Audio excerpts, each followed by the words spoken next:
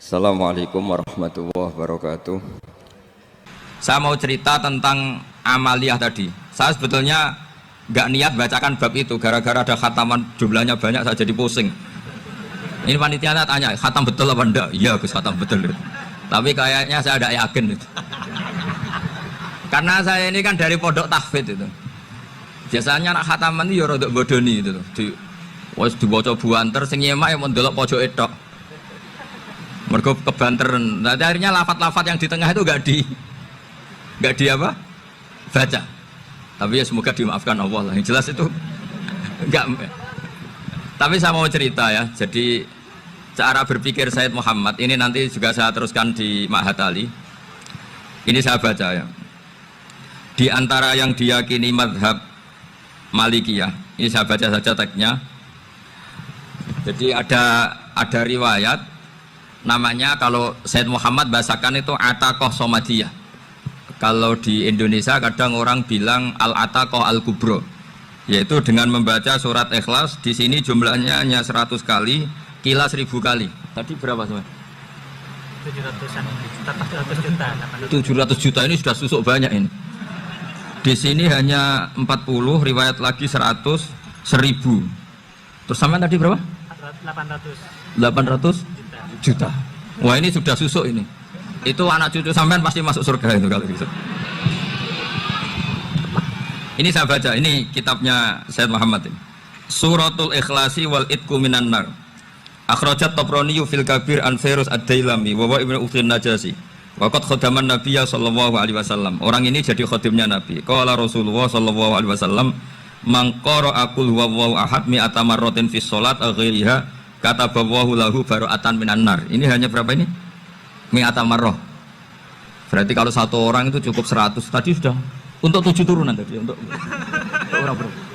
800 juta. Ya, untuk 7 turunan cukup ya? Cukup. Untuk 7 turunan. Ya, sudah susuk ini, sudah susuk ini. Duh, ribet ini. Nah, ini tak cari pembenarannya, ini supaya keren. Ini di halaman 188 Abwabul Farad. Warwa Ibrahim bin Muhammad Al-Khiyari fi fawaitihi an Khudzaifah marfu'an. Man qara'a qul huwallahu ahad alfa marratin faqad ishtara nafsahu minallah. Berarti 100, ada riwayat lagi 1000. Nanti tak carikan lagi yang berapa? 1 miliar mungkin. Jangan dengan banyak-banyak. Nah, ini saya baca ya. Wa hadzal adatu huwa al-ma'rufu bi ataqatis somadiyah. Waqad nassa jama'atun mutaakhiril malikiyah ala istihbabi ataqatis somadiyah wa haddu ala qiraatiha wa istimaliha. Minhum Asy-Syaikh Abdus Salam Al-Asmar sak terusé niku. Jadi kullu haula'i istahabbu ataqatas somadiyah ma'a tirafi ba'dihim kal misnawi bi syiddati fi hadisiha. I'timadan ala anna hadza minal fadha'il allati yutasahalu fiha. Faman sa'a yasta'milaha raja'a husula ma fiha fala ba'sa bidzalik ala syarti alla ya'taqida thubuta dzalika anin nabi sallallahu alaihi wasallam hatta la yaqa fil kitsbi alaihi. Jadi intinya itu silahkan Anda bikin jumlah sesuai versi Anda. Yang penting Anda jangan kampanye kalau itu perintah Kanjeng Nabi Muhammad sallallahu alaihi wasallam. Karena kalau kamu atasnamakan Nabi kemudian jumlahnya sampai 800 berapa? 800 juta, berarti Nabi mengajarkan masyaqqah pada umatnya. Jadi cukup yang riwayat itu di sini hanya 100 sama 1000. Jadi kalau jumlah tadi untuk 7 apa? Turunan. Jadi kamu harus ditutup dengan doa, ya Allah, semua itu bukan untuk saya tapi untuk 7 turunan. Tolong catat ya Allah. Karena itu. Jadi artinya gini loh ya, orang Indonesia yang sering mempraktekkan Ataqoh Somadiyah itu bukan tanpa dalil. Ternyata dalam madzhab Maliki, saya masih ingat ketika mbah saya kandung, bapaknya bapak, asmane Mbah Nur Syam, itu wasiatnya minta dibacakan 4000. Yang baca pas itu ya bapak sama anak-anaknya. Dan kemudian alhamdulillah zaman akhir itu mulai agak ngawur. Kalau ada acara itu wong liya kon maca anake mlebu metu gak melok maca. Itu keliru, saya jamin itu keliru. Saya sering kalau mimpin di rumah, kalau yasinan di tonggo-tonggo kok anake gak maca, saya keluar. Bapakmu wong liya kon maca, kata saya gitu. Jadi itu menurut saya itu yang jelas. Saya sampai ngisi begini. Yang ada riwayatnya itu idza mata ibnu adam in qata amaluhu illa min salasin shadaqatin jariyah au ilmin yuntafa'u bi awaladin sholihin yatullah. Itu tidak ada di hadis au kiyayin sholihin yatullah kata. Yang ada itu awaladin apa? Sholihin. Jadi anaknya harus ikut, kalau tidak usah kata. Akhirnya anaknya dhewe nggih Gus nggih. Wah, akhirnya tak kei jagung paling akeh, kula mendet sithik. Wong aku anake kok. Kadang-kadang enggak, orang lain baca buahnya anaknya mau mlebu metu mau enggak manggakno tamu mbek rokokan. Itu harus ditobatkan itu. Keliru itu. Karena nasnya bukan au kiyayin sholihin tapi awaladin sholihin. Ini bukan provokator, ini memang ya seperti itu. Nah, terus tentang tadi la ilaha illallah yang didhawuhkan Gus Azaim. La ilaha illallah itu penting sekali, cuma saya mohon itu dielmoni lah. Jadi dulu kalimat ini menjadi spesial karena dielmoni, karena dimulai dari fa'lam annahu la ilaha illallah. Terusannya ayat tuh wastaghfir li dzambika walil mu'minina wal mu'minat.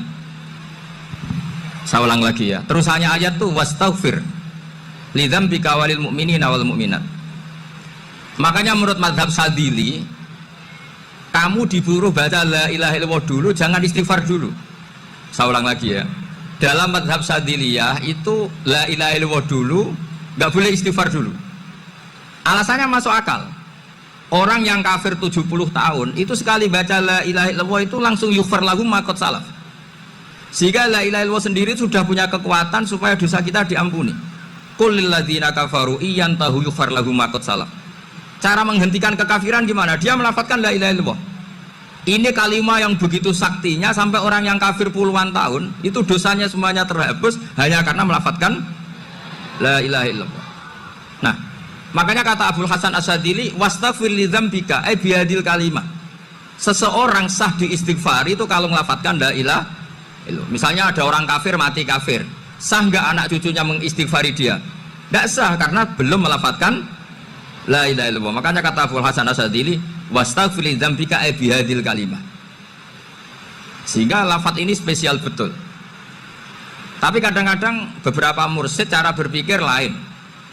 Ini kalimat thayyibah harus dibaca orang suci sehingga mendahulukan apa? Istighfar untuk supaya pas ngelafatkan kalimat thayyibah sudah dalam keadaan apa? Suci. Itu juga masuk akal. Tapi secara meyakinkan saya sendiri lebih mengikuti manhajnya Abil Hasan Asyadili karena alasannya tadi yang kafir puluhan tahun saja langsung luntur dosanya karena melafatkan la ilaha illallah. Artinya la ilaha illallah sendiri sudah bagian dari istighfar. Nah, ya tadi buktinya fa'lam annahu la ilaha illallah terus wastaghfir li dzambika walil mu'minina. Jadi orang sah diistighfari itu setelah dipastikan sah tauhidnya. Jadi setelah tauhidnya sah yaitu la ilaha illallah baru sah apa? Diistighfari. Sehingga orang kafir, saya ulang lagi, orang kafir yang mati kafir anak cucunya tidak boleh apa? Tidak boleh menistighfari. Terus saran saya kedua, la ilaha illallah itu filosofinya itu nafyun li uluhiyati ghairillah wa isbatun li uluhiyatillah wahdah. Filosofi la ilaha illallah itu gimana? Menafikan semua selain Allah itu tidak Tuhan dan hanya menuhankan Allah semata. Nah itu caranya gimana? Caranya kita harus terbiasa ini karena tadi saya dibilangin panitia ini rata-rata mustameknya atau mustamiatnya ini santri. Caranya gimana? Dilatih pakai logika. Saya berkali-kali cerita kalau ngaji, saya sekaligus kampanye. Allah itu Tuhan yang begitu fair. Untuk menjadi Tuhan, Allah mempersilahkan, ada kualifikasi Tuhan. Jadi boleh, dikompetisikan itu boleh kata Allah. Gak apa-apa kamu ngaku Tuhan gitu, kata Allah. Tapi nak ngaku pangeran itu paling gak ya direputasi lah, ada verifikasinya.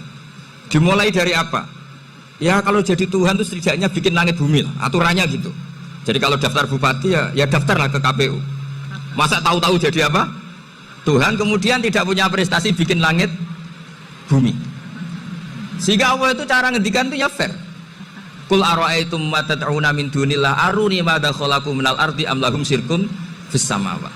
Coba yang kamu tuhankan selain saya, prestasinya apa? Ketika saya bikin bumi itu apa ikut bikin? Terus am lahum syirkun fis samawati. Kalau bikin langit, kalau nggak bisa ya urun lah gitu. Urun semen apa urun bego, pokoknya urun lah gitu. Urun ora, gawe bumi ora, ngerti-ngerti ngaku dadi pangeran. Kul hatu burhanakum. Jadi Ya kan ya lucu kan, misalnya syarat kiai di Salafiyah kan keluarga Kiai SA, cucunya ngaji ngalim. Orang keluarga Kiai SA tuh aku kiai utama di Salafiyah. Oh mesti di penjara ya. Lah yo gak gawe langit bumi, gak ada prestasi terus ngaku sebagai apa? Tuhan. Jadi saya ulang lagi, ngaji seperti ini itu sebetulnya lebih ke show, pertunjukan. Supaya pertunjukan ini tidak dosa, saya isi ngaji betulan. Tapi jangan diulang. Karena saya biasa ngaji rutin. Saya di Jogja tafsir Jalalain sudah juz 23. Pernah khatam hikam. Sekarang Nashahul Ibad separuh. Saya ngaji di Sidogiri Itkon, di Sarang Balaghatul Quran, di Hajen Lubul Usul, tapi sarahnya yang Thariqatul Usul, sarahnya Mbak Sahal Mahfud. Jadi baru di sini ngaji bersaing sama orang yang mondok berapa? 3 bulan. Ini masalah, masalah. Nggak boleh mondok itu harus buat tulis zaman. Tapi ya tidak apa-apa, mungkin laduni ya. Jadi kalau mondok cepat itu kemungkinannya apa? Laduni. Begini, tapi saya tertarik apa yang dikatakan Kiai Haji Abdul Manan tadi menyangkut kalimat tauhid. Saya ngaji di mana-mana bilang, kalau ngaji itu yang tahqiq itu detail. Detail itu bahasa Arabnya tahqiq. Jadi kita misalnya berpikir secara jernih, orang yang kafir 70 tahun itu pasti menjadi muslim karena melafatkan la ilaha illallah. Dan itu bi ijma'il ulama. Semua ulama mengatakan demikian. Saya ulang lagi, itu bi ijma'il ulama. Karena mansus di Quran ada ayat qul lil ladzina kafaru iyantahu yughfar lahum ma qad salaf. Kalau orang yang kafir 70 tahun bisa dihilangkan kekafirannya hanya dengan kalimat la ilaha illallah Muhammadur Rasulullah. Berarti kalimat ini statusnya apa? Penghilang kekafiran, apa? Penghilang kekafiran. Lalu ada kelompok yang mengatakan gara-gara kalimat la ilaha illallah dan pegang patok nisan itu orang menjadi kafir. Ini kan jadi paradok. Lafat yang kita statuskan sebagai penghilang kekafiran dengan lafat yang sama orang menjadi kafir. Itu nggak ketemu nalar. Mbok nalar paling apapun tetap nggak ketemu. Kecuali tadi ya dalilnya pokok yang ngotot tadi. Itu memang kacau itu. Tapi alhamdulillah mereka insya Allah ya sadar. Kamu jangan bayangkan mereka tidak sadar terus, berarti kamu doanya jelek. Bisa saja mereka sudah ingin sadar, berhubung di gojlok ini terus gak jadi sadar. Jadi jangan-jangan salah kita karena sering gojlok sehingga yang mau sadar jadi tidak apa? Tidak sadar. Saya tadi jam 10 sampai setengah 2 masih ngajar di pondok saya. Saya ngajar tafsir masih di Rembang sana saya. Terus saya ke Semarang, Delalah Muyassar.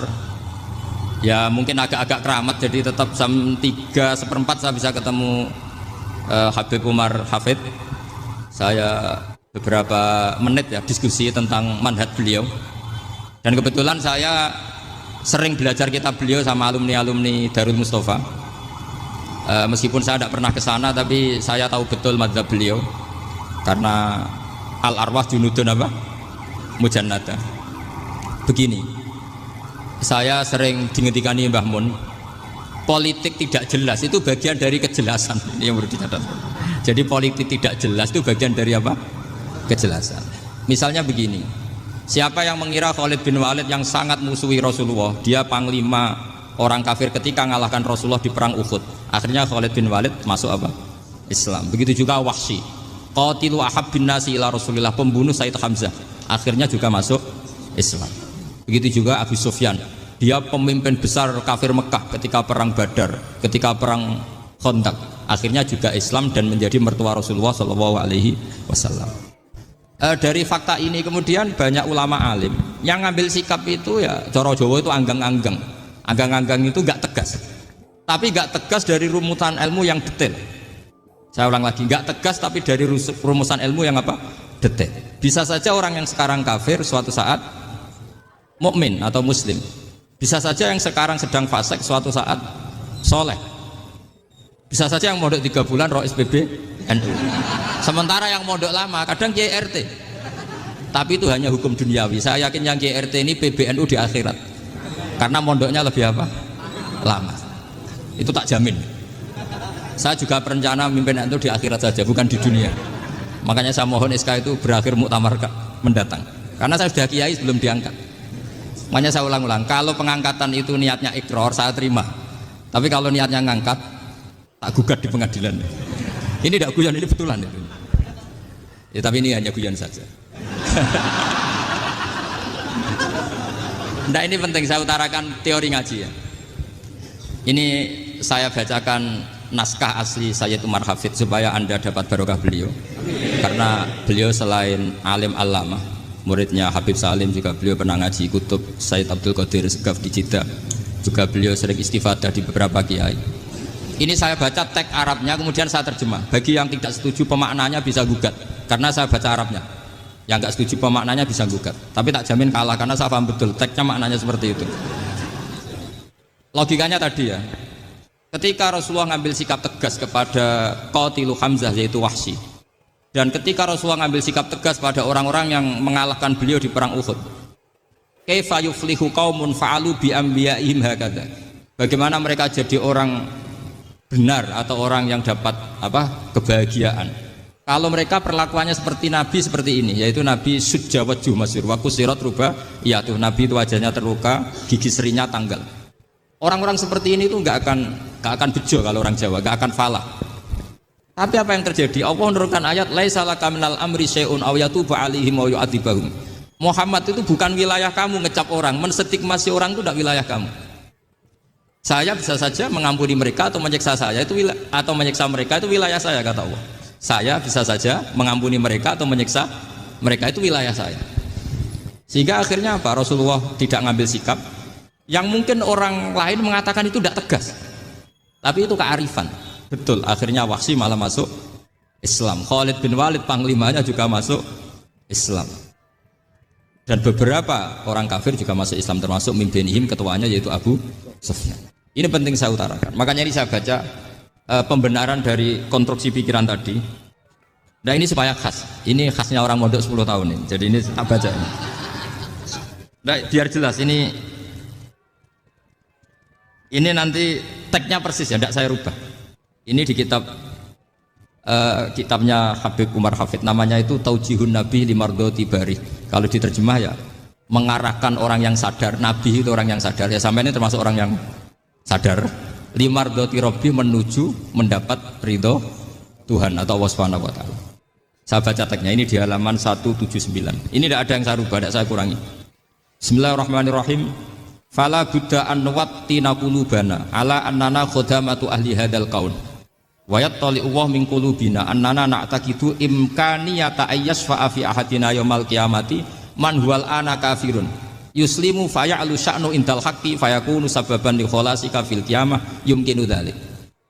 Jadi kita para dai, para kiai itu adalah khadamatu hadzal qaul. Kita ini adalah pelayan alam raya ini yang selalu berharap alam ini akan lebih baik.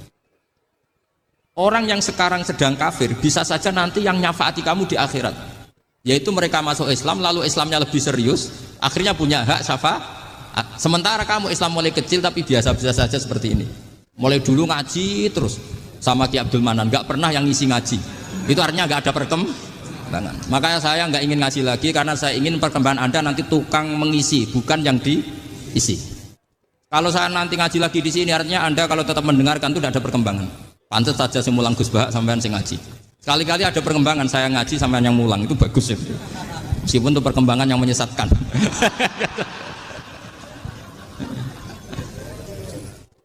Ini penting saya utarakan. Ini dawuhnya Sayyid Umar ya. Orang yang sekarang sedang kafir bisa saja orang ini nanti nyafaati kamu.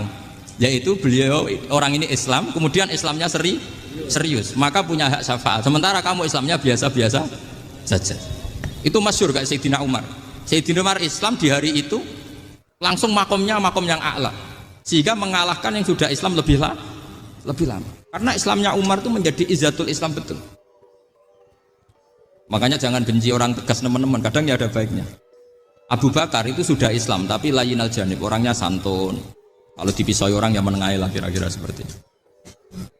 Begitu juga Bilal, Ammar, Suhaib. Singkat cerita, Rasulullah itu sering dibully ya, sering disiksa orang-orang kafir. Rasulullah berharap, wah kalau yang Islam gini terus repot.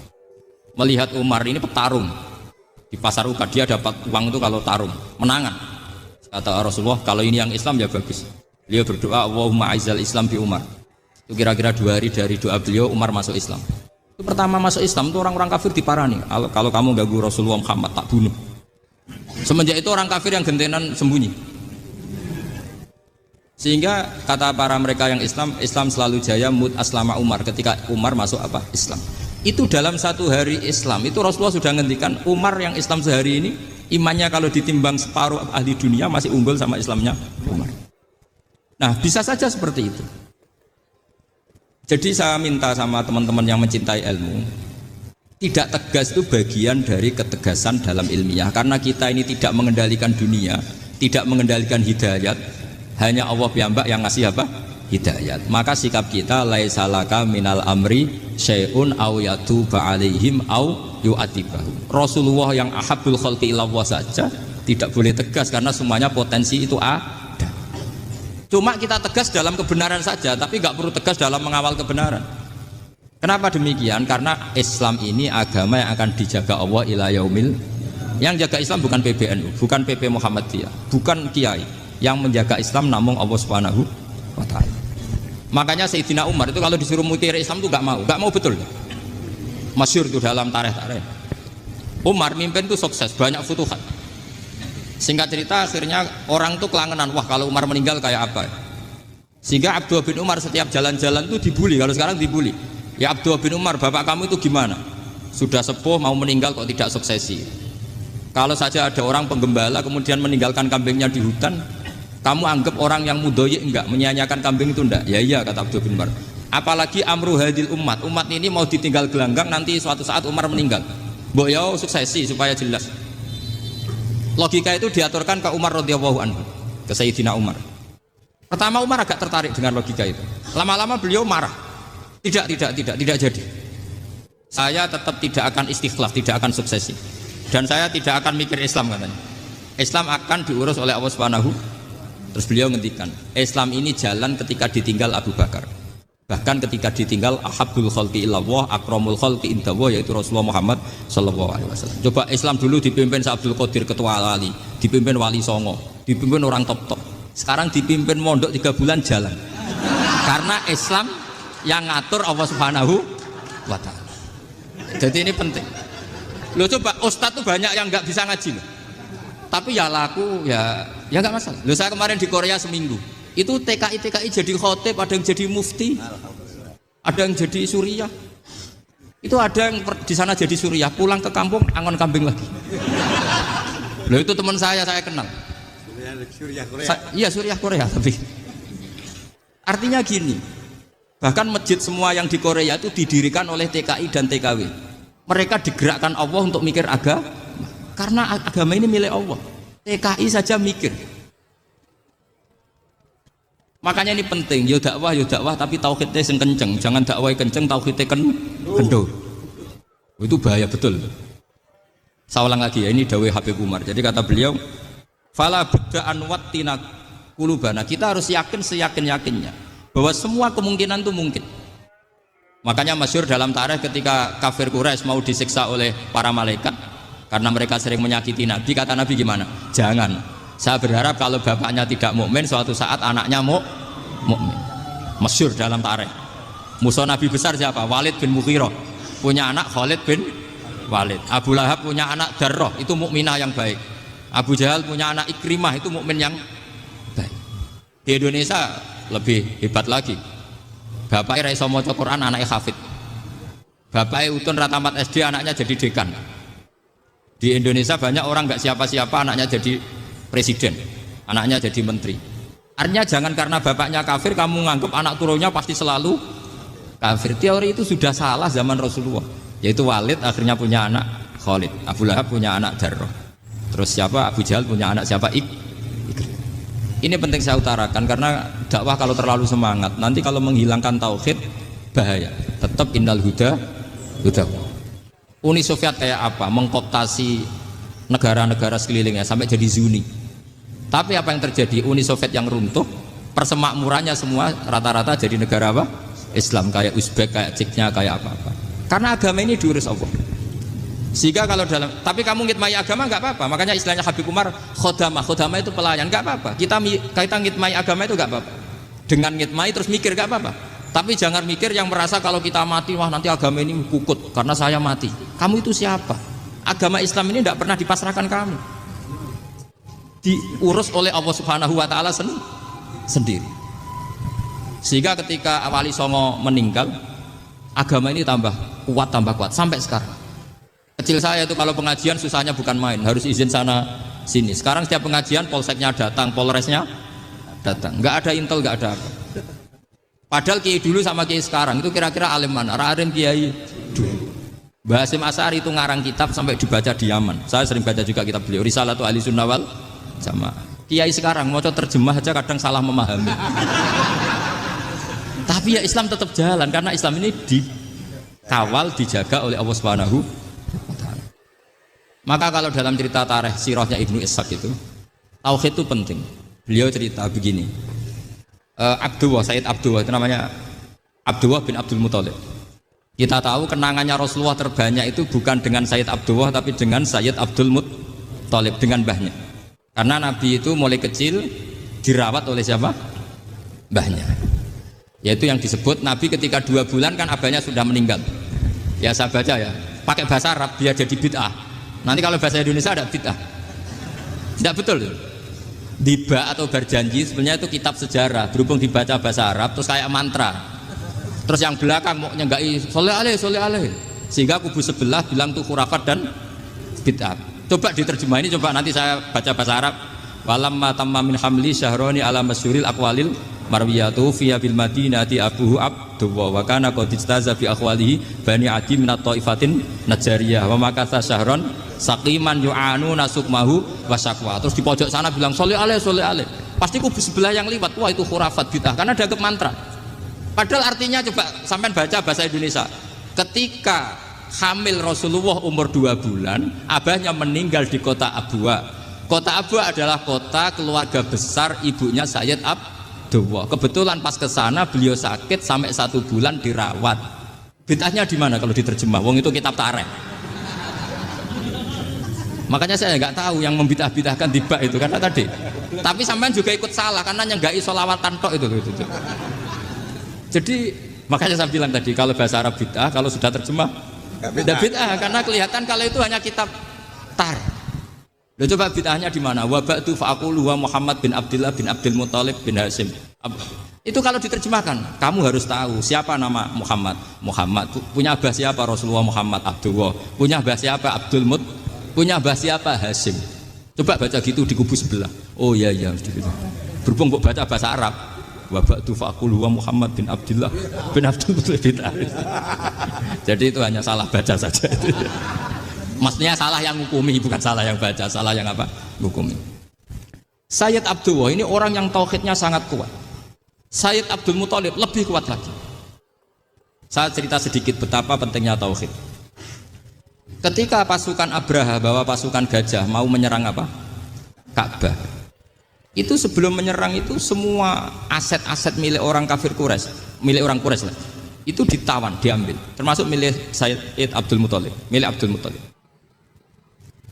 Terus ketika mau masuk Ka'bah, mau masuk Mekah, kata Abraha, man sayyidu hadal wadi, siapa yang kamu tuakan, yang kamu pertuan di sini? Oh, Abdul Muthalib. Abdul Muthalib itu dipanggil, itu auranya luar biasa. Abraha yang di tempat perkemahannya itu harus duduk di atas karena dia raja, itu duduk di atas gak berani, saking wibawanya Abdul Muthalib. Ini mbahnya Rasulullah. Akhirnya Abraha bilang gini, saya duduk di bawah tidak mungkin karena saya raja, kamu duduk jejer saya tidak mungkin karena nanti umat saya kecewa karena raja kok disaingin gitu. Ya sudah, sambil berdiri-diri kita ngomong. Akhirnya Sayyid Abdul Muthalib tadi diomongin gini, saya itu tidak ingin merusak orang-orang Mekah, orang-orang Quraisy. Saya hanya kecewa punya tempat ibadah dikencingi, diberakin sehingga saya mau merubuhkan Ka'bah. Tapi dengan damai, nggak ada perang. Apa jawabnya Abdul Muthalib? Lucu. Nggak apa-apa, Ka'bah kamu robohkan silakan, nggak apa-apa. Yang penting unta saya yang kamu sita kembalikan. Harta saya yang 100 unta kamu sita kamu kembalikan. Itu Abraha kagetnya bukan main. Kaget karena kamu itu pemimpin apa? Tadi saya hormat kamu karena kamu tak anggap orang hebat. Hadhil Ka'bah dinu abaika, ini Ka'bah itu agama kamu. Pas saya hancurkan kok kamu tenang-tenang saja.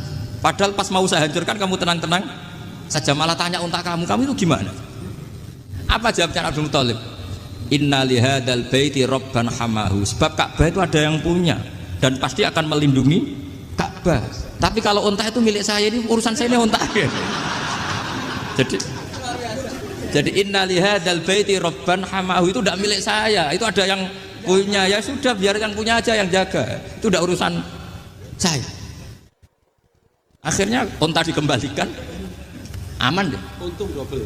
Terus akhirnya dia ke Ka'bah, fa akhudha bi halaqatil bab, karena dulu apa itu halaqatil bab, karena dulu itu yang dipakai apa itu pegangan itu bentuknya apa, bulat, makanya diistilahkan halaqah apa, bulat. Kalau sekarang halaqah ilmiah itu seminar. Halaqah itu buruhi lain lagi. Pegang terus bilang gini, kata Abdul Muthalib, ya Allah, Ka'bah ini mau dihancurkan oleh Abraha, Ka'bah ini milik kamu. Saya mau ke gunung, mau melihat apa yang kau lakukan terhadap orang yang mau merusak.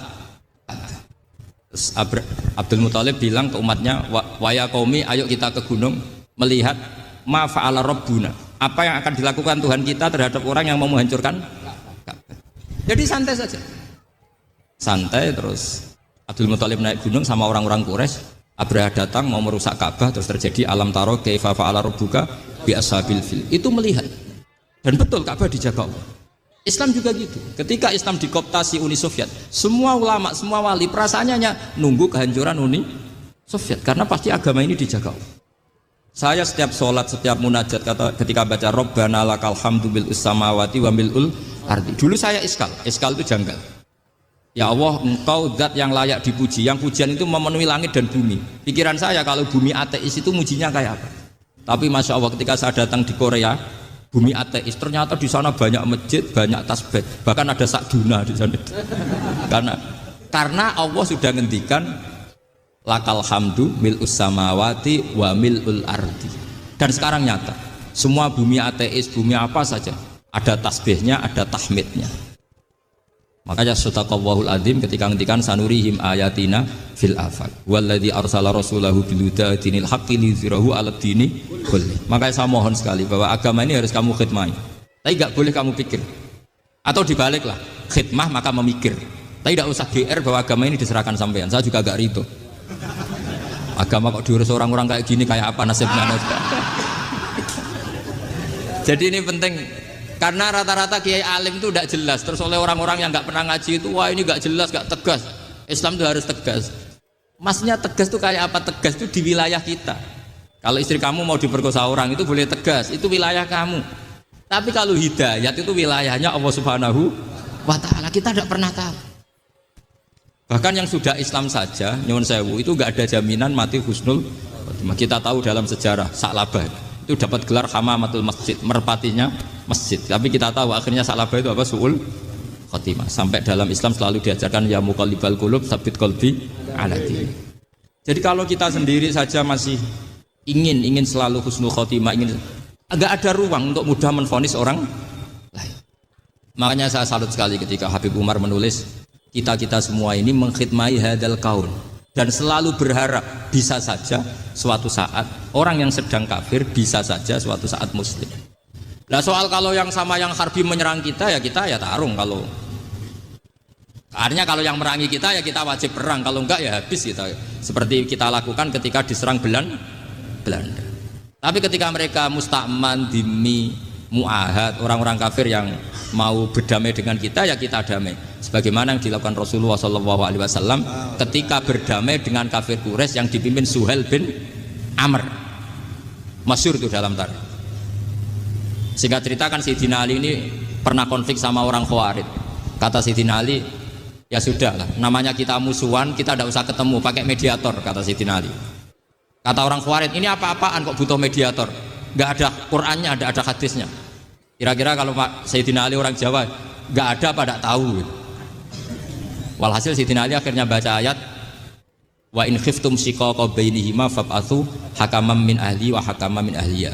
Jika suami istri tengah konflik, maka yang keluarga suami kirim mediator, yang keluarga perempuan juga kirim. Terus kata Sayyidina Ali, wa amru ummati Muhammad a'dhamu min amri rajulin wa imra'atin. Kalau suami istri saja ketika konflik butuh mediator, apalagi ini kelompok besar pasti lebih butuh mediator. Akhirnya lalu mediatornya siapa? Kata Sayyidina Ali, ya siapa saja yang penting baik. Ditunjuk seseorang, diprotes sama orang Khawarij, ini orang nggak kredibel. Oh, terus Sayyidina Ali marah-marah. Rasulullah itu pernah berdamai dengan orang, bahkan orang itu kafir, yaitu Sulhul Hudaybiyah. Nabi itu berdamai dengan orang yang bernama Suhail bin Amr ketika itu kafir. Makanya ini menunjukkan bahwa musolahah ma'al kufar itu boleh demi kelangsungan bernegara, berbangsa. Kamu tidak usah meragukan reputasi NU. Ketika dulu kafirnya kafir harbi zaman Belanda, ya Mbah Hasim fatwa apa? Jihad.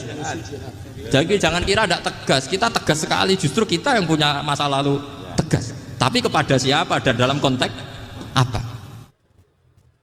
Paham ya? Terus ini penting sekali untuk dijernihkan.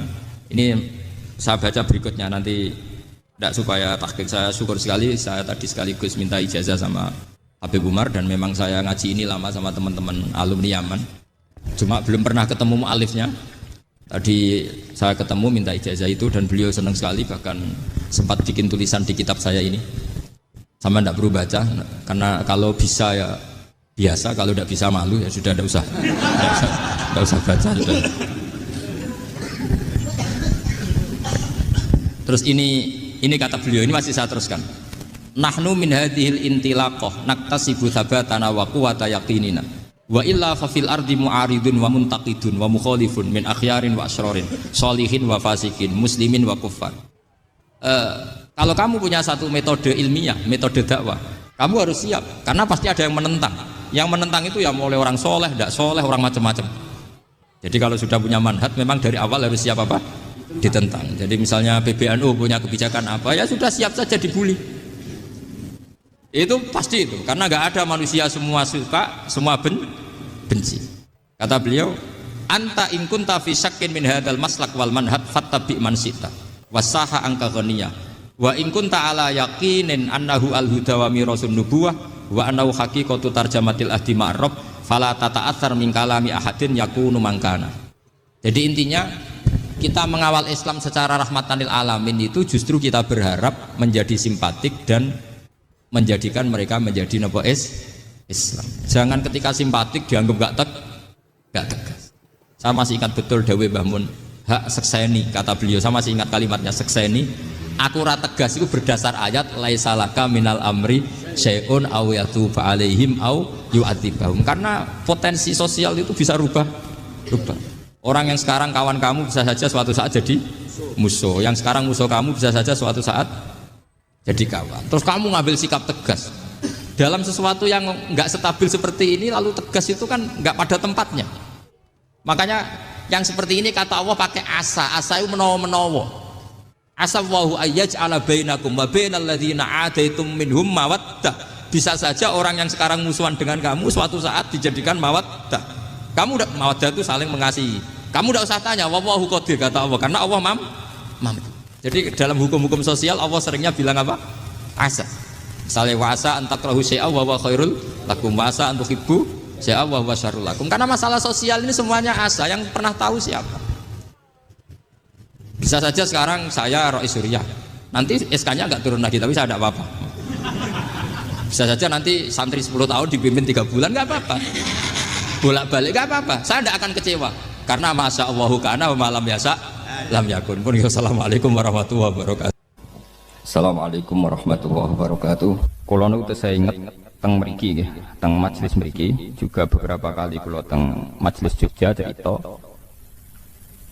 Bani Israel nggih niku secara kriteria kitab sing mujma'ah, artinya tidak ada khilaf, niku adalah zurriyatu Yakub. Napa? Dinasti anak turune Nabi sinten? Yakub niku eling-eling. Ini penting kula aturaken. Karena kaitannya zuriyah itu genetik, siapa saja yang berdarah zuriyati sinten? Yakub. Niku disebut Bani napa? Israel. Dan istilah ini sing muradan fil Quran, dan itu yang dikehendaki napa? Al-Quran. Jadi tidak terikat geografis tempat atau teritorial. Niku rungokno tenan. Sehingga sampean salah sekali ketika maknani Bani Israel yang sebagai nation sebuah negara, terus mbok maknani koyok Bani Israel sing teng Quran itu sampean sesat. Nak ngono sing Simon Peres saiki Israel sing tukang bantai Palestina ra enak mergo mlebu wa anli fadltukum Alam. Penggawane bantai, tapi untuk ya Bani Israila napa uskuru nikmati allati an'amtu alaikum terus wa anni faddaltukum ala. Niki rumono tenan. Dan alhamdulillah teori saya itu benar, yaitu teng mriki wonten teng Jalalain jelas bangsa Bani Israil itu maksudnya wong Yahudi sing urip zaman Kanjeng Nabi sallallahu alaihi wasallam. Iku sing dikhitobi. Ketika ning zamane Nabi dikhitobi manggene teng pundi? Teng Medina. Paham ya teng pundi? Medina. Cuma secara anak turun pancen dzurriyyah Nabi Yakub disebut Bani Israil. Nah sekarang tuh ada sistem negara modern. Wong Afrika keriting welek keturunane sapa ora roh misale. Kok berKTP Israel itu secara hukum modern disebut bangsa Israel. Soalnya wong Balen, cek wong Bojonegoro, Temangsang untuk Israel, Rabi kono. Terus berKTP sana, ya disebut warga Israel. Paham ya? Jadi tentang Bani Israel. Dengan istilah kemudian yang berdasar negara apa? Modern, ya, negara modern di mana istilah Bani Israel menyebut sebuah nation, sebuah apa?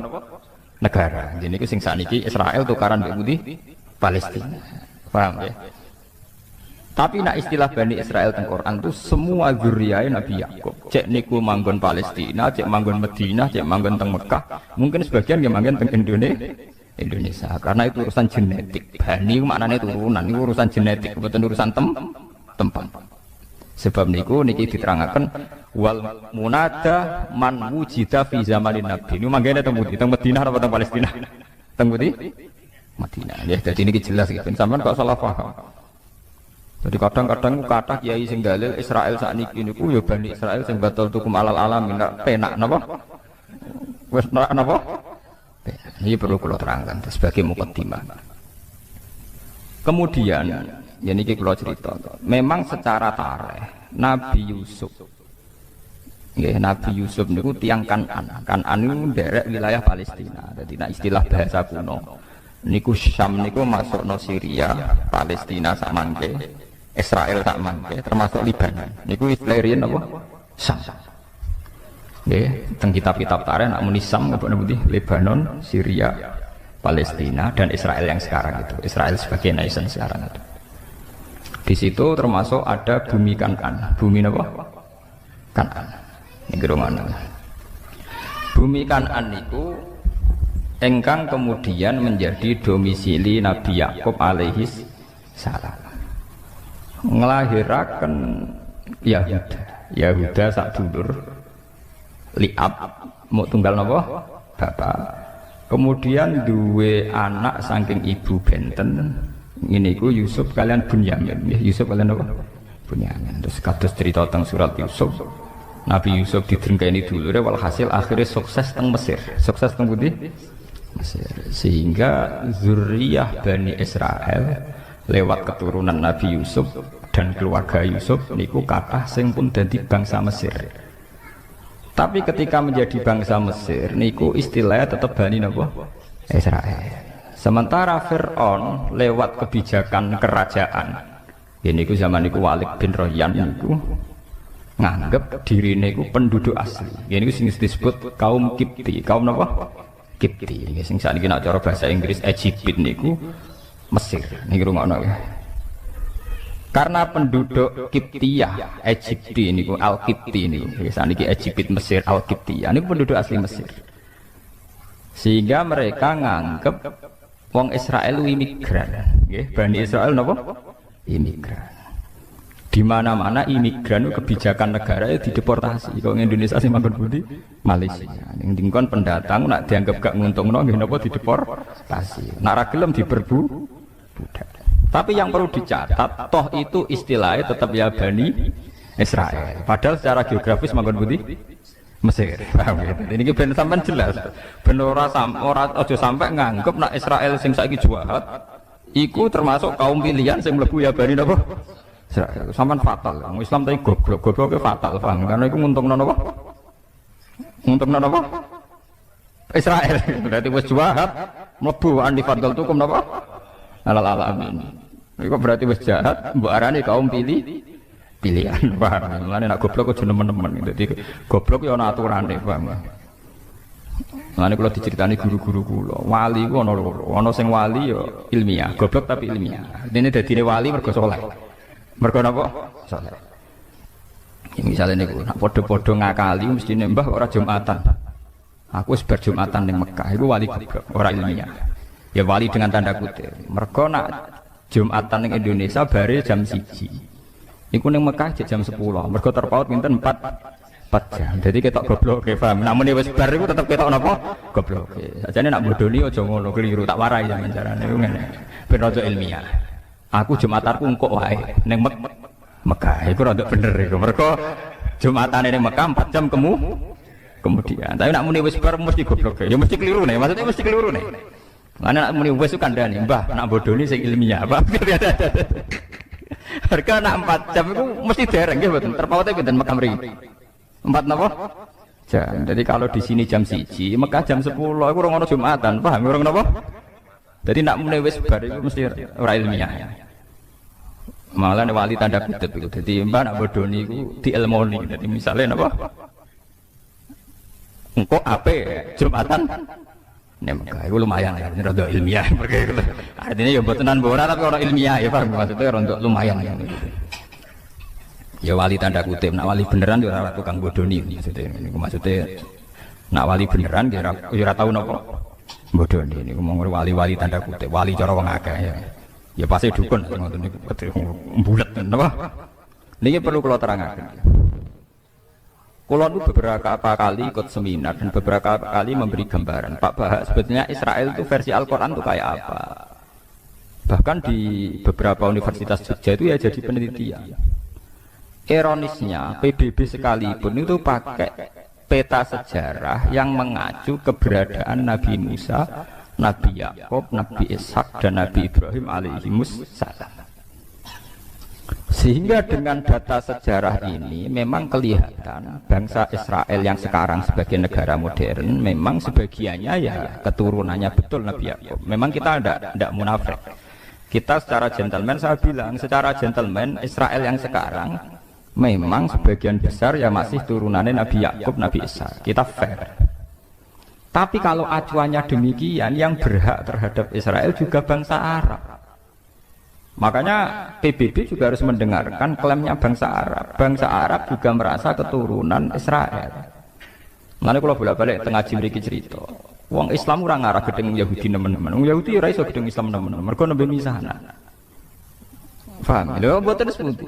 Yahuda niku sing leluhure Yahudi jenenge Yahuda. Yahuda bin Yakub bin Ishak bin Ibrahim.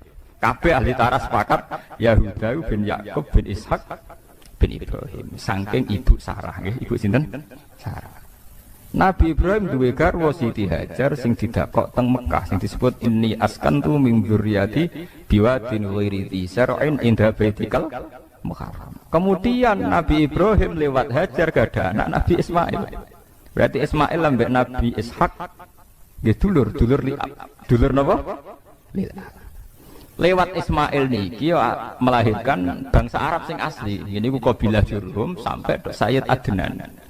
Sayyid Adnan bi ijma'i ahli tarikh melahirkan dugi Abdul Muthalib, dugi Sayyid Abdullah, dugi Kanjeng Nabi Muhammad sallallahu alaihi wasallam. Mulane jare tiba jare berjanji wa Adnan bila roy bin intadzawil ulumin nasabiyah ila dzabihi napa Ismail. Kalau teori kepemilikan Palestina berdasar genetik, nak ngono ya ora kudu Israel sing saiki, bangsa Arab pun berhak karena secara keturunan kenapa? Sama nggih, sama-sama bapak induke Nabi sinten Ibrahim. Mulane bangsa. Lah tapi sejarah yang ditulis barat itu yang untungkan Israel saja. Gini ku dimulai saking Yahuda, nggih, saking napa? Yahuda. Paham ini sampean kertas sejarah nggih. Sebab niku perebutan Palestina yang sekarang Yerusalem niku itu tidak bisa, nggak lepas dari orang Islam dan orang kafir boten saged. Nggih sebetulnya perebutan dinasti antara dinasti Ibrahim yang lewat Ismail dan dinasti Ibrahim sing lewat Nabi sinten Ishak. Karena yang dulur li'ab kados Nabi Yusuf kemudian nggak tertarik melok konflik tembiku, lalah uripe do teng Mesir. Ini pun sampean kertas sejarah. Ben sampean ngertos. Ini penting kula aturaken. Nak nuruti klaim sejarah itu ndak ada habisnya. Tapi kula pribadi dan muga-muga umat Islam pancen yo ora kudu matur nuwun wong Yahudi kudu matur nuwun. Sampeyan tak critani, wong Islam niku imane paling terlambat. Mergo iman mbek Kanjeng Nabi Muhammad sakwise Nabi ku wujud, ya sakwise dadi nabi. Dadi imane ku terlambat. Ya sakwise Nabi umur 40 tahun lagi iman. Iku wae kadang imane bar 5 tahun didakwahi, bar 7 tahun kados Suraka, kados Amr bin As imane ngenteni tukaran sik. Ngenteni napa? Tukaran sik. Bareng Nabi ditukari terus sabar sesuai iman. Tapi nak imane Yahudi mboten, Nabi rong wujud wis iman. Wis napa? Iman. Mulane teng tarikh-tarikh wonten paradok. Di tarikh-tarikh itu ada paradok dan itu semuanya nyata. Di awal dalailun nubuwah. Nggih kula baleni malih nggih. Di awal dalailun nubuwah, alamat-alamat kenabian mesti sing beritakno iku rohib, pendeta Yahudi atau pendeta napa Nas? Rohib. Tapi engko nek wis cerita kenabian musuh besar Kanjeng Nabi wong Yahudi wong Nasrani. Zaman Kanjeng Nabi umur 12 tahun dijak Abu Thalib teng kene Syam di Palestina, ketemu Rohibu Bukhairah. Karena mereka mitra dagang, Abu Thalib iku sapa? Ki anakku. Kowe mesti bodoni Abu Thalib. Lah kowe kok ora nak bodoni. Cah iki wis jelas-jelas calon nabi, ciri-cirine jelas nabi. Berarti ra ngarah anak. Wis dari Abu Thalib, lha apa hubungane? Ciri nabi akhir zaman raine ya wis ngene iki gantenge saiki wis jelas saiki. Iku cirine bapake mati pas jek ning kandungan. Dadi ra mungkin iki anak. Ya Abu Thalib, iya iki anakku ponakan dereng. Bapake mati zaman apa? Ning kandungan. Terus dari Roy Ibu Khairah, ya nak ngono aja terus nodok Palestina. Pasti anak ini mau dibunuh orang Yahudi. Mereka orang Yahudi ingin semua nabi dari kelompok mereka. Ya akhirnya walhasil gak dipateni. Balik nih. Ketika Nabi umur 19 tahun, mulai jadi karyawan, jadi pedagang. Termasuk dagang duit tuan bos jenenge Khadijah. Khadijah gak ada paman Nasrani ahli Injil. Ini sing jenenge Waraqah bin sinten Naufal. Niku beberapa kali Khadijah ngaji tentang alamatin nubuwah, dia yakin calon nabi ya karyawane iku jenenge Muhammad. Terus jare Khadijah, Maisarah jeneng lanang. Pelayanku jenenge Maisarah jeneng lanang. Ora mbok anggap nabi bareng Maisarah, anggap jeneng napa? Wedok. Maisarah Muhammad itu kawal terus. Terus segala keajaiban yang terkait Muhammad kandhakno aku. Ternyata ketika perjalanan gini gue wow, tuzilluhul qamamah tuti'uhus sahaib. Jadi ning gone padang pasir sing panas, tiap nabi liwat dibarengi mendung. Nak nabi ngiyup ning wit iku anut arah matahari, sehingga nabi selalu untuk bayang-bayang, untuk iup-iup. Walhasil Maisarah cerita, wah caniku pancen luar biasa. Gak tahu kena panas, mergo dalam perjalanan mesti diikuti napa? Mendung, diikuti awan. Terus dari Khadijah, lahuwa mesti ya ikut calon nabi. Akhirnya Khadijah yang karya siap jadi untuk bojone, untuk rabi mbek karyawan. Tapi karyawan calon apa? Nabi ora karyawan calon kiri ngetekno donya jadi karyawan tapi calon apa? Nabi. Dia yakin sekali. Makanya dalam sejarah ketika Nabi itu memang ummi nggih. Nabi itu memang sisine ku ummi. Ummi ku ora pahaman. Keibu-ibuan. Jadi beliau itu tidak bisa baca, tidak bisa tulis sehingga tidak banyak referensi tentang nubuwah, ya. Tidak banyak referensi tentang nubuwah. Dalam sejarah-sejarah ketika Nabi pertama ngertos malaikat Jibril teng Gua Hira niku kaget tenan. Karena Nabi tidak punya pengalaman sama sekali, ummi. Malaikat Jibril disangka malaikat mati, itu disangka weden. Ndruwedeg. Tapi apa yang terjadi? Ketika beliau pertama kali cerita pada Khadijah, iki bukti bahwa Khadijah cukup banyak pengetahuannya. Ini sampai ben mengingat-ingat tarikh lagi sing nate ngaji. Khadijah dengan segudang referensi, segudang maroje, segudang dialektika akal. Bareng diceritani, aku mau ngerti iku. Wonge putih nggo wanteng ning guwa. Malah marahi aku Iqra bismi rabbika. Aku wedi ndredeg. Terus jarene Kanjeng Nabi zamilune aku kemuli, bareng berarti kemuli terus kon cerita. Tapi ketika cerita kok Khadijah semenenge Pak. Jadi kamane cara Jawa, ya ini mas yang saya tunggu-tunggu. Saya yakin ini akan terjadi. Jadi orang grogi blas. Karena Khadijah yakin ciri utama kenabian dimulai min ra'sil arba'in, saking umur pinten 40 tahun. Sehingga Khadijah lah sing nyeneng-nyeneng Kanjeng Nabi. Paham ya napa? Andai kan Khadijah dari awal tidak punya referensi ku calon nabi, mungkin dia melok kaget pisan. Ketemu sapa Mas? Iku gerduwo ta setan ta iblis kan gitu. Tidak ada dalam tarikh. Setelah diceritani gitu Khadijah malah pede, malah yakin. Berarti aku gak salah pilihan iki. Calon nabi napa? Tenan. Bahkan Nabi saat itu penasihatnya ke Khadijah. Paginya dibawa ke pamannya yaitu Waraqah bin Naufal. Ketika dibawa jari Waraqah bin Naufal, "Yabna akhi, he dulu anake dulurku, kowe cerita." Bareng cerita, Waraqah langsung nyaut, "Hadzal namus alladzi ja'a bihi Musa." Yaiku sing teko ning kowe padha sing teko ning Nabi Musa. Artinya apa? Secepat-cepatnya umat Islam iman ngenteni Kanjeng Nabi wis wujud, ngenteni bar 40 tahun, ngenteni bar dakwah, ngenteni bar salah paham macam-macam ku lagi Islam. Dadi Islame sampeyan ning Nabi Muhammad itu terlambat, paham? Dhisik Islame wong Yahudi, mergo mereka tahu sedurunge wujud sinten? Nabi, paham ya? Lha niki tenan iki. Wong Yahudi wong Nasrani. Tapi nggih pun ngoten niku, pun sunnatullah. Bareng Kanjeng Nabi wujud tenan, dadi nabi tenan. Sing iman tenanan niku ngomong sing Islame anyaran. Yaiku para sahabat. Sing dhisik terkenalno Nabi Muhammad apa ana nabi akhir zaman, gentenan musuh. Nah niku ampun sunnatullah niku ora tak pikir ora nabi tok. Sampeyan duwe anak digadang-gadang bodhe musuhe rebutan donya mbek anake. Jadi itu fenomena sosial. Makanya ini Quran disebut wa kanu min qablu yastaftihuna 'alal ladzina kafaru falamma ja'ahum ma'arafu kafaru. Sebelum Nabi Muhammad wujud secara nyata iku wong Yahudi wong Nasrani nak perang muni ya Allah bismi Muhammadin, atas nama Muhammad kula nyuwun tulung menangno. Jadi tiga wasilah tinggi sinten wasilah. Tapi ketika Muhammad wujud secara nyata falamma ja'ahum ma'arafu malah apa? Kafaru. Jadi wong Yahudi kayak santri sing rada kurang ajar. Santri wanyaran mondok kenal Gus seneng ra karuan. Bucuk kiai ini seneng ra karuan. Sampeyan wis ngalim mbek Guse musuhan. Mergo saingan golek pengaruh. Kowe pertama dadi masuk partai Demokrat ya Golkar. Ambek pimpinan wedine ra karuan. Tidak peluangnya sama ya kompetisi, si ikut. Jadi sajane padha wae donya iku wis padha wae. Ila yaumil qiyamah ngoten niku. Kowe dhisik iso salaman mbek kiai nyucup seneng ra karuan. Kok ora mati-mati nganti tuwek. Pas wayahe kowe wis dadi kiai ya saingan. Wis tuwek mau leren mau gentenan. Jare sing tuwek nggih ngoten. Oh nom ra sopan. Dhisik alif bae tak ulang saiki mlete. Ya padha klirune. Wong ndek kader sukses kok nyesal. Iku bahaya goblok pisan. Wong ndek kader sukses kok napa? Nyesal. Sing nom yo kliru pisan. Wong kiai ini umur dawa kok nyesal. Iku yo kliru pisan. Iku padha setane, namanya padha napa? Setan. Mulane kula dijujuk ora pati seneng. Perkarane ngoten niku kuat suwe ta ora oleh hormat. Manusa tukarane gampang. Beda partai kok mari tukaran. Beda pengaruh ya mari napa? Tukaran. Mulane kula seneng ngaji ngeten iki seneng sirapati mulya nemen-nemen. Mergo sing drengki ora pati semangat, mergo ora pati mulya. Dampar tekemuli sajata wis bar.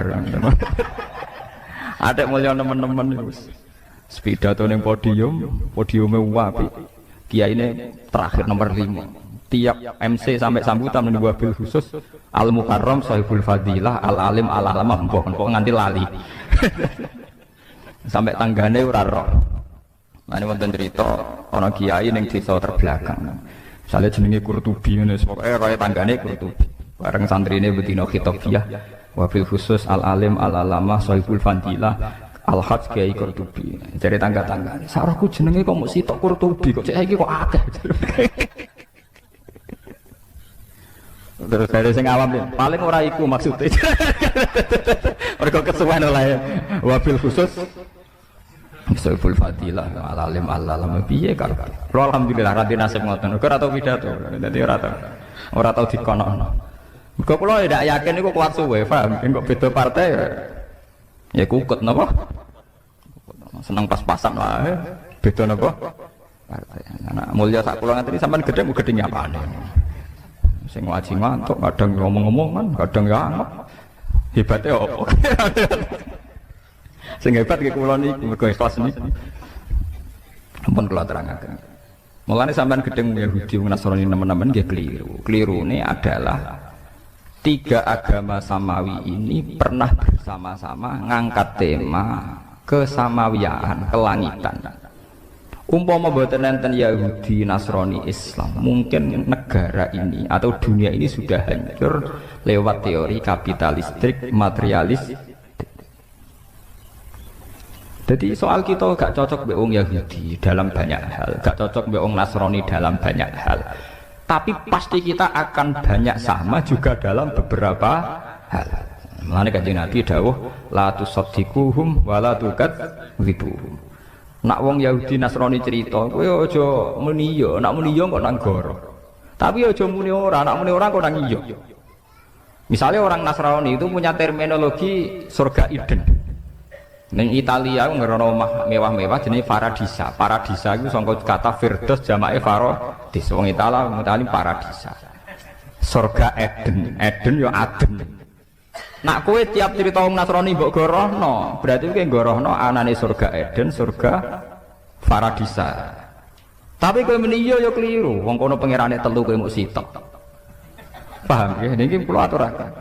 Mulane jare Quran wala tujadilu ahlal kitab illa billati hiya ahsan. Ngene iku masalah-masalah samawi. Itu masalah-masalah yang sekarang ugemi ini namung Yahudi, Nasrani, Islam. Niki alhamdulillah tenan, tiga agama besar ini mewarnai ciri adanya Tuhan. Meskipun Tuhan Yahudi disebut Yahweh, Tuhan Kristen Katolik Trinitas, Tuhan Islam Allahus Somad lam yalid walam yulad. Tapi ini penting kula aturaken karena sekarang itu gelombang materialistik di mana semua unsur dianggap karena materi itu luar biasa. Mulane kula yakin, ainul yakin suatu saat tiga agama ini akan mendialogkan diri dan menjadi baik-baik saja. Perbedaannya hanya masalah visi-visi keilmiahan. Nanti di era modern saiki tukaran saja. Paham ya, podo salah pahami, podo kotoke. Tapi bahwa dulu zaman Nabi Muhammad itu sering ada dialek bersama. Misalnya dalam surat sing Madaniyah, ini kalau sebut jelas-jelas Madaniyah. Artinya secara teori usul fikih kemungkinan mansukha itu kecil, tidak ada potensi dinasah. Nggih, enggak ada potensi napa? Dinasah. Niku wonten ayat Qul ya ahlal kitab ta'alau ila kalimatin sawaim bainana wa bainakum. Jadi istilahnya he ahli kitab. Ahli kitab maknanya Yahudi Nasrani. Ayo kita diskusi bersama-sama ila kalimatin sawa. Kita nyari titik temu bainana wa bainakum. Kita cari titik temu. Siapa yang layak jadi Tuhan? Allah na'budu illallah wa la nusyrika bihi syai'an. Tetap wong Nasrani lah yakin. Misalnya ada Tuhan Bapak, Tuhan Anak, Tuhan Ibu, tetap ditakoki. Lah sing paling kondang sing sapa? Ya mesti bapak tuh, jenenge bojo wedok anak tetap kalah mbek bapak. Sing kodang tetap sitok ta. Iya ya tetap sitok. Ya milih sitok ae. Orang Yahudi tidak punya masalah trinitas karena orang Yahudi tidak punya dosa syirik, enggak ada dosa apa? Syirik. Mulane Quran nak cerita dosane wong Yahudi mesti wayak turunan nabi wiril hak. Tukang mateni nabi. Mergo wong Yahudi gak direputasi dosa syirik. Dosane tukang mateni. Nanti saiki wong Yahudi dosane mau tukang mateni tok, Pak. Jadi bangsa Zionis itu tradisi dosanya tukang napa? Mateni. Tapi tidak ada dosa syirik. Ya paham ya, Tuhan Yahudi tunggal niku Yahweh napa? Ya. Iku nak teng ejaan Latin Y besar, A H besar, W E H besar. Yahweh. Lah Yahweh nak sampean maca ya Allah mbok imalahno iku ya wis napa? Yahweh sama. Kowe nak imalah Ibnu Amir ya wa duha wal laili idza saji ma wadda'aka rabbuka umma qali. Niku padha. Sehingga Quran wani nantang ta'alau ila kalimatin sawaim bainana wa bainakum. Tapi ketika Gus Dur melakukan dialek beragama itu asing cara pondok pesantren. Kok santri wis ora ngaji Quran, ngaji Faraun rapat. Bekasane makmum masbuk mek muafik najis bola dua mek mutawas sita. Dadi tema-tema besar agamanya ora paham. Jadi kudu tobat, pancen memang enggak paham. Wong asing tenan, sampai ayat iku ya asing tenan. Sing paham bisa dihitung, termasuk kula niku termasuk bejo, kula niku termasuk paham. Lho asing kan. Ngiranya dialek antar umat beragama itu satu teori modern yang difasilitasi LSM atau beberapa media. Padahal dialek antar umat beragama itu tua sekali, yaitu di surat Makkiyah Madaniyah sudah ada ya ahlal kitab ta'alau ila kalimatin sawaim bainana wa bainakum. Coba kita cari titik temu bainana wa bainakum. Allah na'budu illallah wa la nusyrika bihi syai'a wa la yattakhidha ba'duna ba'dun arbaba min dunillah. Kita harus sepakat bahwa kita ini manusia. Ciri utama manusia itu satu, yaitu tidak bisa jadi Tuhan. Jadi sebetulnya ciri yang khas pada manusia itu satu, tidak bisa jadi Tuhan. Wa la yattakhidha ba'duna ba'dun arbaba min dunillah. Paham ya? Artinya jangan ada Tuhan yang dari unsur manusia. Karena ciri utama manusia itu satu, tidak bisa jadi Tuhan. Iya. Sehingga zaman itu tiang Yahudi yang masuk Islam nggih kathah, kados Abdullah bin Salam, nggih Ibnu Abi Layla nggih kathah, tiang Nasrani nggih kathah. Sampai Quran cerita teng akhir juz 6, wala tajidanna aqrabahum mawaddatan lil ladzina amanu alladzina qalu inna birun wa idza sam'u ma unzila ila rasuli tara a'yunahum tafidu minad dami mimma arafu minal haq. Ketika wong Nasrani Najran niku diwacakno surat Yasin niku nangis. Ma asbaha bima unzila ala Isa. Betapa miripnya yang dibawa Muhammad terhadap apa yang dibawa Nabi sinten Isa. Do masuk Islam. Saiki padha kotoke. Sing santri wis ora roh kakean Firaun niku. Paham? Repot nang nerangno padha ra roe menapa repot sing rowan koyo kula ora pati payu ya repot ya kula bareng ora pati payu kiai gaya koyo kula ora populer sing populer sing pidato-pidato tapi cara argumentasi ilmiah mbok kuwati nak depan-depan mbok alam tapi jelas itu cara dalil-dalilan itu ketoke bener kula maksudnya iku ngkarwan ana ayate terus secara tarikh nggih jelas sing ame digo dalil walan tardo angkal yahud walan nasara hatta tatabian. Lha iku maknane iku piye? Ngono ya ora jelas. Ayat iku artine ngeten, wong Yahudi iku mati iku ora ngarah rido. Nak kowe ora dadi Yahudi. Wong Nasrani ya ora rido nek kowe dadi Nasrani. Sampeyan delok teng tafsir Bedawi, teng beberapa tafsir. Ini maknane ayat niku sederhana. Iknatun lirrasul fi tomaihi li imanihi. Sampeyan delok teng tafsir Bedawi beberapa tafsir. Ayat itu hanya memberi maklumat, memberi warning, memberi iklan yang Kanjeng Nabi Muhammad sallallahu alaihi wasallam. Mat, kowe iku keliru, arep-arep wong Yahudi masuk Islam. Wong Yahudi dhewe malah arep-arep kowe dadi Yahudi. Dadi maknane ya wong ngono tok niku. Dadi kamane ngene lho. Ana toko cilik meh bangkrut, sing sitok toko gede. Lah sing toko cilik kepengin arep-arep sing gede bangkrut. Padahal sing gede dhewe kepengine sing cilik lah bangkrut, ganggu wae, paham. Jadi artinya niku walantar itu bukan masalah ideologi, argumentasi ilmiah mboten. Niku masalah-masalah tren, masalah mat kowe wis arep-arep Yahudi masuk Islam piye. Nak mereka iku arep-arep masuk Yahudi. Dadi wis anggap wong liya lho, mat kowe ora usah bakas arep-arep napa? Yahudi. Sampeyan delok maknane mboten niku. Kalau masalah argumentasi ilmiah, itu orang Yahudi, Nasrani, Islam sering pada titik temu. Ngene iku ila kalimatin sawa. Okay. Jadi sebetulnya ketika Tuhan sudah Tuhan Bapak, Tuhan Ibu, Tuhan Anak itu masih menyisakan pertanyaan.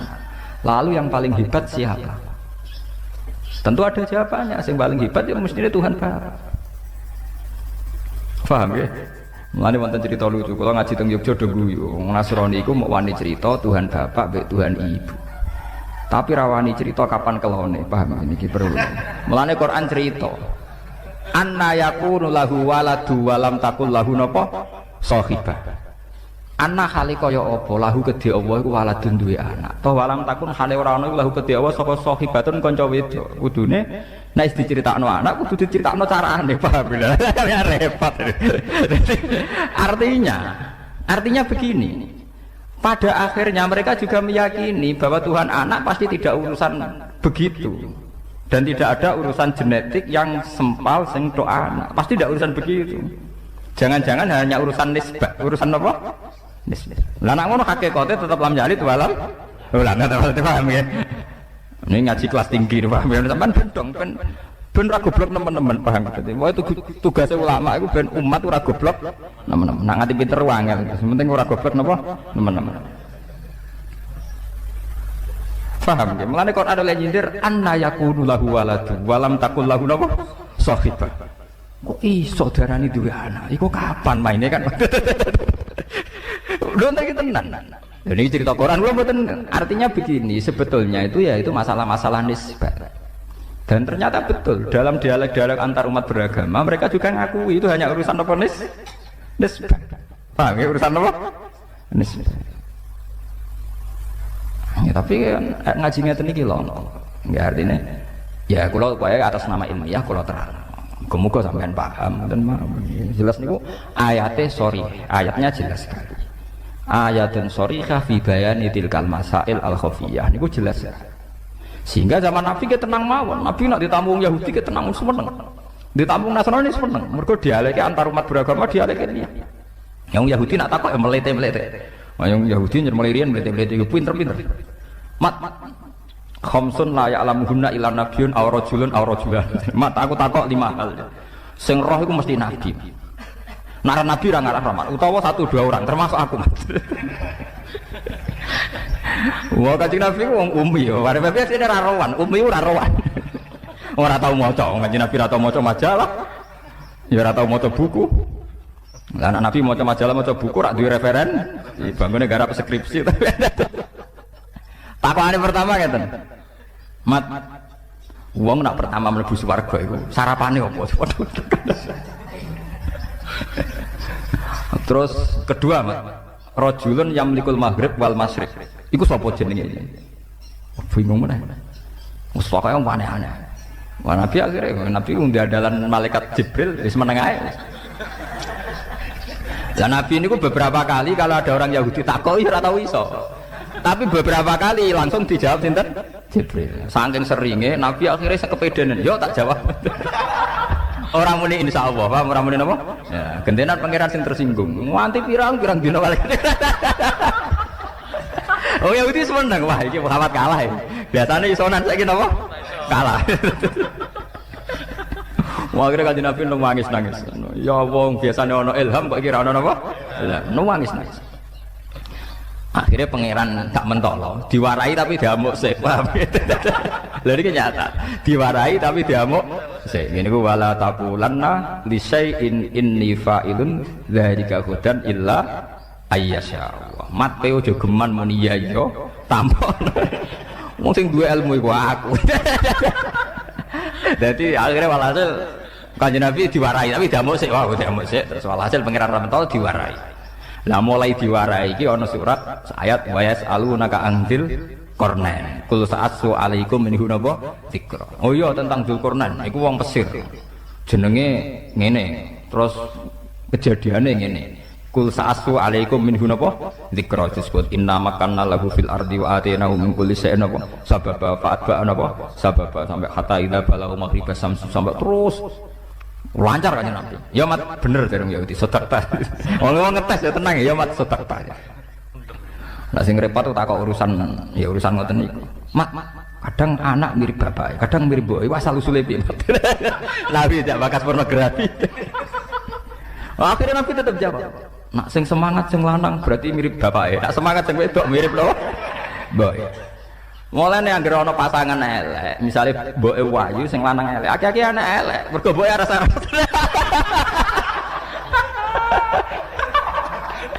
Woe waras-waras nurusi tugas. Anake mesti pancenge, paham bener. Sing semangat apa? Baik.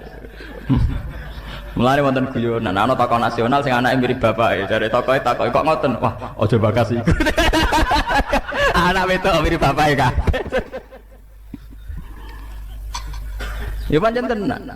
Mane pasangan iku nak elek. Anak sing lanang ganteng sing wedok elek. Ya akeh-akeh kaya mbok, mergo sing lanang dingin-dingin saja. Paham ya? Lah anak sing lanang ganteng sing wedok ayu ya bebas miripe wong apa kontribusine seimbang. Akhirnya Nabi nerangno, ya wong Yahudi jawab tenang ya, sedekah ya Mat bener. Sing repot ku terus takokane. Mat, pertama penduduk swarga masuk swarga itu jumlahnya wakil ya Mat. Wakil. Iku sarapane apa Mat? Pertama, Nabi jak bakas kawitane wong swarga sarapane apa? Apa pecel apa rawon pokoke takokane wae. Nabi akhirnya dikandani Jibril ziyadatul kabidin nun. Yaiku gorengan iwak nun. Akhirnya Nabi dan orang Yahudi ini selalu ngomong khas nubuwah. Khas apa?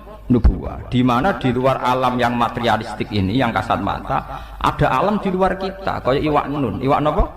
Nun. Iwak nun nak teng kitab-kitab. Ketika Allah Ta'ala menciptakan gelembung dukhon, iku Allah bingung. Didakok endi? Didakok endi? Akhirnya bumi iku gentayangan. Didakok endi? Wal ardu, bumi ini didakok ning gone mak. Bareng didakok ning gone mak tetep golang-goling, dipandai gunung. Lah terus banyu sendiri posisinya ning ndi? Akhirnya ning urutan kitab-kitab khas samawi nubuwah disebut wal ardu ala batnil khut, ala batnis sur. Itu terang. Jadi ning gone bumi iki ana sur. Sur sayange mbok maknani sapi salam dhewe, mari bingung kan mergo maknani napa? Sapi. Jadi bumi iku ning tanduke sapi, sapi ning banyu ning gone iwak nun ning gone hawa. Hawa khas-khas nubuwah itu yang tahu hanya orang Yahudi. Termasuk sing diterusno khas nubuwah Kanjeng Nabi Muhammad sallallahu alaihi wasallam disebut nun wal qalami wa ma yasturun. Kita hanya tahu maknane nun iku iwak nun. Iwak nun iku iwak sing gegere dienggo panggonan bumi. Tapi alam materialistik tentu kita bicara kayak yang sekarang, teori Big Bang, planet bumi di sini, planet bumi di sini. Kita tidak pernah menjangkau ilmun sing kayak ala zuhril hud. Nggih, ala zuhril apa? Sami seperti qaf wal Qur'anil Majid. Ketika Nabi Muhammad tanya, "Ya Allah, qaf itu napa?" Iku jabal. Mulane wong kono nak maknane jabal kat, iku maknane jabal qaf. Wilayah Jawa dadi napa? Jabal napa? Kat niku sangka jabal qaf. Wilayah Jawa dadi napa? Jabal Kat. Jadi angger adu itu. Anakku minggat botok Jabal Kat, maksudnya waduh banget. Paham ya? Ternyata sampean kalau lihat di kitab-kitab kayak di Sawi, di Tafsir Munir itu detail sekali. Jabal Qaf itu induk gunung. Dan semua urat gunung yang ada di dunia itu terkait sama urat yang ada di Jabal Qaf. Jadi kalau Allah lewat malaikat kepengen goyang gunung, itu mau nginstruksi ning induke, itu ning Jabal napa? Qaf. Kemudian digoyang, kemudian goyang semua. Dulu orang itu janggal, tapi sekarang orang tidak janggal.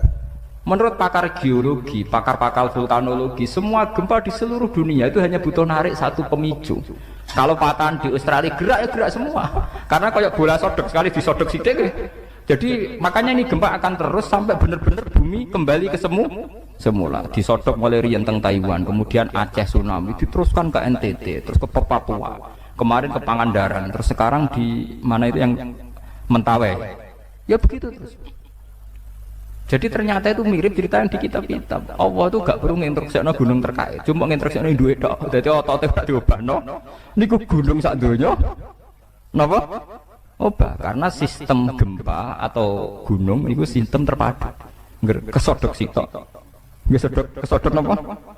Semua. Nah ini termasuk ilmu-ilmu sing khas nubuwah. Padahal tentu dulu para nabi tidak punya teknologi, tidak punya sains, punyanya wahyu. Nggih, punyanya apa? Wahyu. Ini perlu kula aturaken.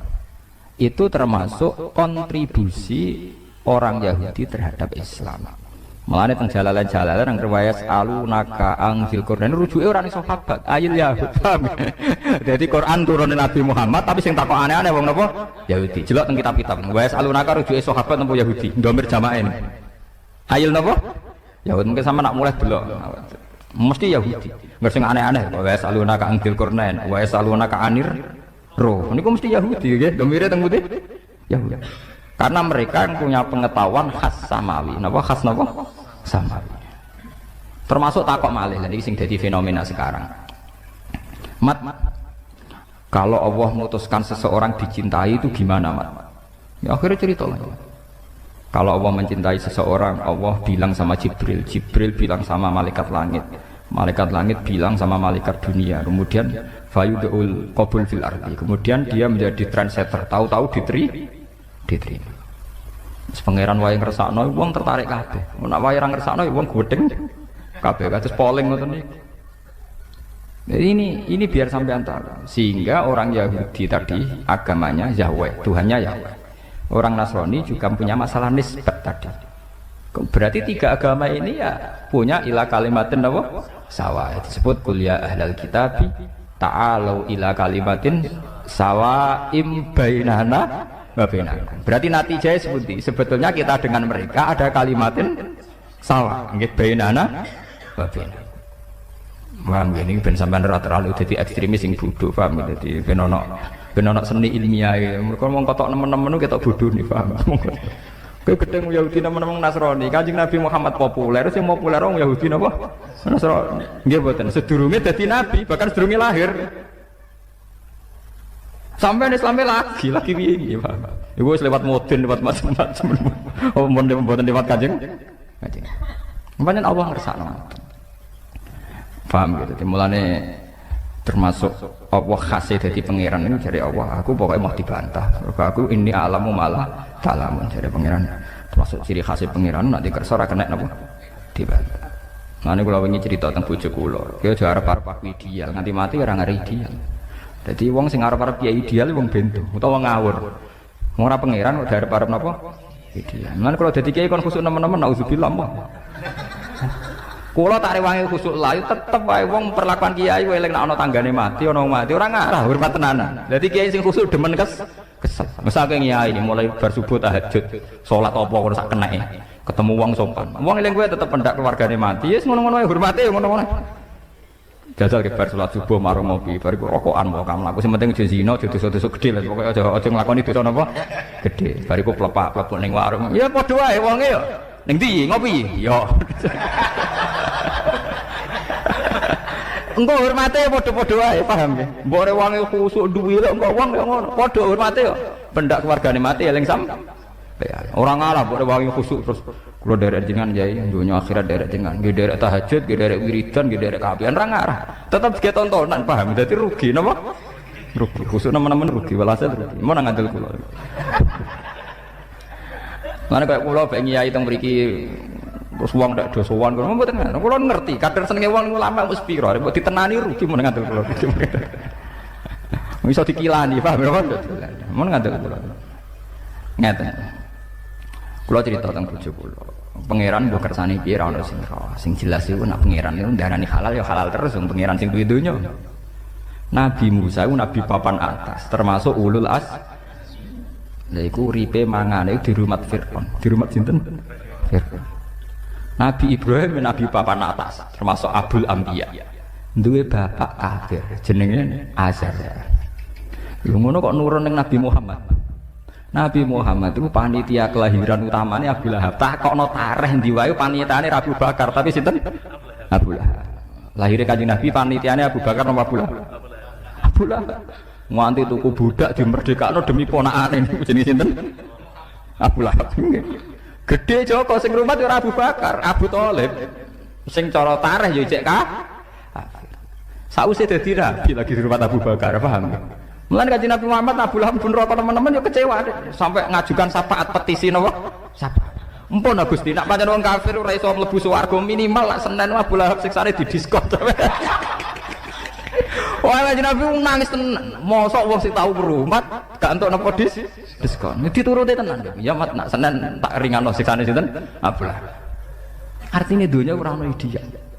Dadi kiai ki ngoten. Kadang kiai kok mek santrine hubungane ngel-ngel yo dhuwit yo apa. Kadang malah bapake buruh Cina. Lah wong Cina kafir ngrezekake di kiai ning ngrugekno. Ayo repot nek kene ku repot. Misalnya ono terop, kadang kiai ono acara istighosah terop, karek nikmati terop ning podium. Lah panitia kangelan, kadang nyileh wong sing ora saleh. Lah pengiran ngoten niku.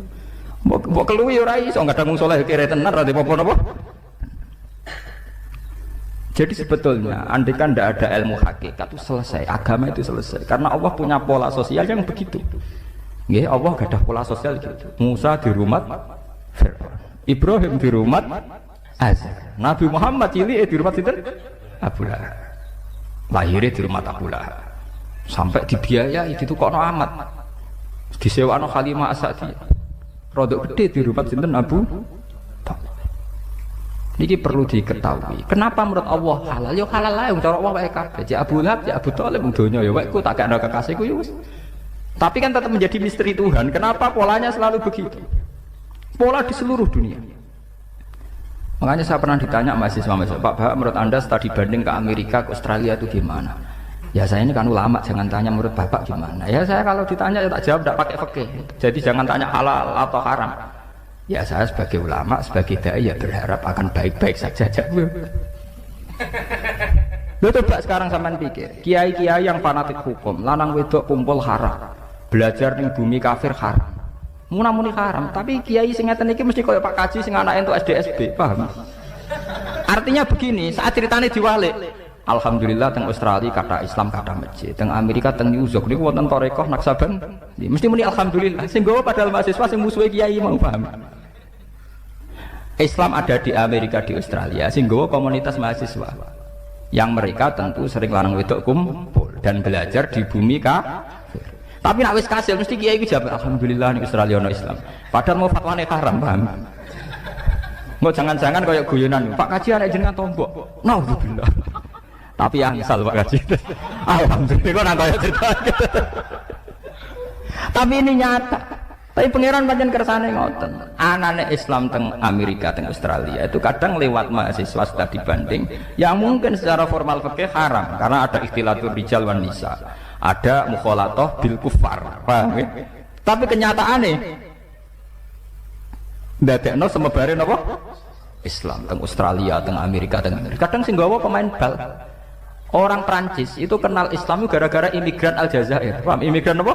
Aljazair. Terus dadi Zainuddin. Jenenge Zidane Yazid Zainuddin. Terus kena ilat Prancis Zainuddin apa? Zidane. Jenenge Yazid Zainuddin. Bareng pensiun ketok asline ya moro Indonesia nganggo jeneng Zainuddin. Dene daftar haji iki nganggo jeneng apa? Zainuddin. Paham ya? Nah, pengiran kesana. Sekarang malah banyak lagi. Coba pemain Perancis yang Islam berapa? Pemain Jerman itu ya imigran gelap. Tapi melahirno pemain-pemain bal sing Islam kaya sing sakniki pemain Real Madrid Mesut Ozil. Wong betina nggih poso. Sampai nek wae poso njuk latihan khusus bengi. Nah, kondo pelatih poso Pak. Artinya apa ya begitu pengiran. Padahal karpe wong soleh-soleh sing mondok khusuk-khusuk. Karpe sing nyebar Islam yo ndekne sing khusuk. Ya ora iso nyebar wong tuku paspor ya ora kuat. Paham ya? Tuku paspor ya ora kuat, moro ndi ya ora. Umpama penyebaran Islam di pasar orang soleh ngene-ngene, Islam ana ning desa-desa, paham ya? Ora iso globalisasi. Mulai balik kadang ra kuat kok penyebar. Mangane terong alhamdulillah. Piye karepe? Itu pangeran ngoten kersane. Saya itu pernah penelitian ya, di beberapa kulon nate teng Malaysia, nate teng Medina, nate teng beberapa negara penelitian termasuk teng Singapura. Itu memang Allah punya pola begitu, ya punya pola begitu. Jadi pangeran tak kena warai. Jadi pangeran wis dhisik napa diwarai. Mulane ketika malaikat marahi pangeran tersinggung, Gusti, kenapa manusia yang jadi khalifah kok tidak kita? Wong kita bedina maca tasbih. Jadi pangeran, kowe ora apa? Ini alamu malah salah. Sajane malaikat yo ketok goblok. Wong dekne karuan ngaku nek aku tukang maca tasbih. Pangeran ngendikan, menusa tak dadekno penggantiku, bagian kluyar-kluyur, bagian ngurus bumi. Malaikat bantai, wong nakal kok dadi pengurus bumi. Mestine kita sing maca tasbih. Malaikat gobloke kan ngene, ndekne mikir nak sing maca tasbih ku suci, sing kluyar-kluyur gak suci. Tapi jare pangeran wong ngurus bumi kok ambek dengok-dengok kan yo ora iso. Artine dadi malaikat yo goblok. Wong ndekne dhewe wis ngaku kula nu bedina maca tasbih yo kamen wiridan ning musala wae gitu. Oleh ngurusi kapan itu malah mulane pangeran niku malaikat ora iso mikir. Padha wong saleh-saleh ning pondok ning kamar bar duha ngliwat bariku salat jamaah bariku jagungan mbek kancane yo ngono tok siklus uripe ngono tok paham nggih yo ora ora saiki ana kristenisasi ora ora ana perbudakan yo ora ora ana trafficking wanita-wanita diprostitusikno nggih napa ora angger kurma naudzubillah ngono tok lha modal ngono kabeh mimpin Islam ku piye carane paham modal astagfirullah apa-apaanan blok paham nggih. Jadi soleh ngeten niku kudu mari, paham nggih? Memang soleh dari segi dia tidak zina, tidak kakean tingkah itu soleh, tapi tidak punya masa depan, paham nggih? Soleh tanpa keprospekan, berarti kudu tobat. Modal astagfirullah kok mimpin dunia.